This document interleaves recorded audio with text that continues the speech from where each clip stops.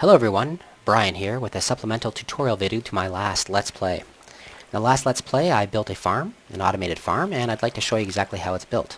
It's a fairly simplistic farm that supplies your base with an infinite water supply, as well as 14 on each side places to plant either carrots, potatoes, or wheat. In this case I've got wheat, a total of 28 for 9 loaves of bread. So over here I've got one started out, and let me show you how we do it. You start off by laying 7 bits of sand on each side like this, offset by 1, with an L shape on either side of whatever material you'd like. This is going to be your collection plates. In the corner of each, you're going to put a pressure plate. The pressure plate will actuate your pistons. Down the center, you're going to dig a irrigation trench. At the far end, I've already got the pistons in place, so you can see exactly how they're put in place. These are water catchers, and the pistons are put directly behind them at the same level. The infinite water supply is going to be immediately behind it.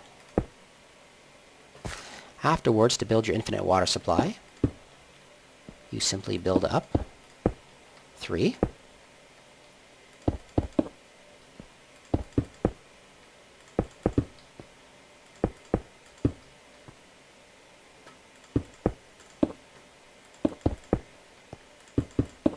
Like so, and you fill in the bottom to the appropriate level. 2 up to hold the water. You can make it as deep as you want, but 2 is plenty. One deep is plenty. After you've got your infinite water supply or well in place, you can go through and dig a trench along the side of the dirt. Dig it from the location of your pressure plate to the location of your piston. Afterwards, uncover the piston.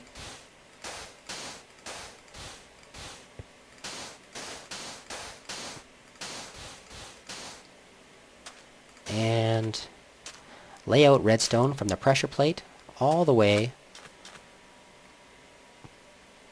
to the piston itself. What we're going to do is we're going to actually invert the piston so it's always actuated. And I like to do so using wool and a redstone torch. That'll keep our piston actuated. You heard it actuate there. And you can see it's now in the up position. Now I can simply go through and lay out my redstone. My redstone will go from the pressure plate all the way to the back of the wool. Like so.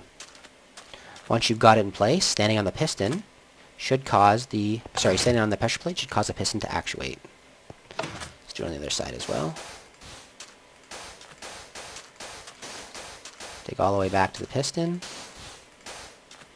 Uncover it right there. Oops. Want to make sure you put back anything you dig out, because any water that actually gets in here will destroy your redstone. That's why I haven't put any water in place yet. It's easier to do all the redstone work first, and then afterwards put the water in. Make sure that the redstone is in, everything's out of the way. Okay, I'm going to put my wool and my torch. Great, I heard it actuate. And then I'm going to lay out my redstone.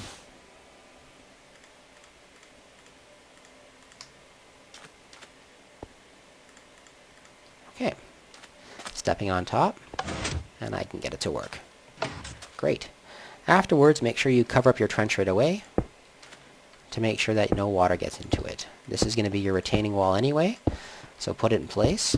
I usually like to make it 2 high,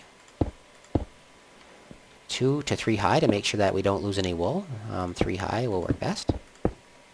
Sorry, not to lose any wool, to lose any wheat. Sometimes the wheat jumps out when you start the water up.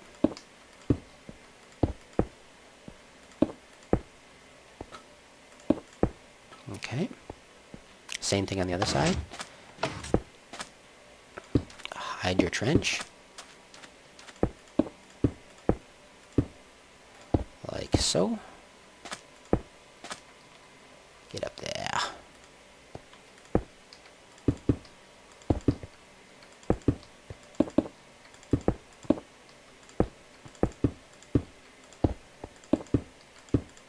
This is a very uncomplicated farm. There's many, many more versions, much more complicated.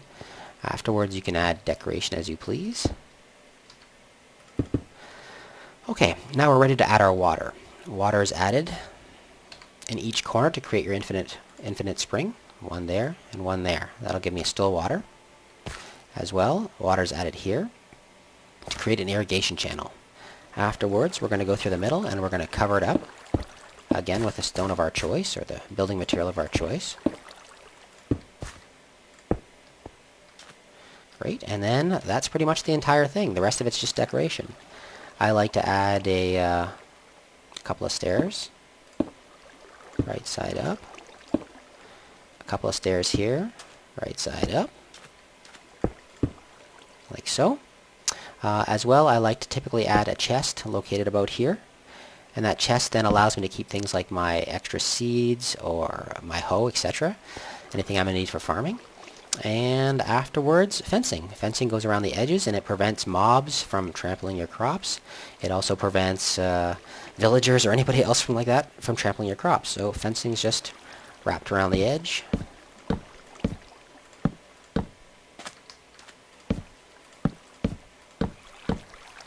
With a fence gate in the middle and a pressure plate on the inside to make sure that you can get out really easily. So that's how it works. Happy farming, everyone. Plenty to eat now. Enjoy your adventuring. Have a great day.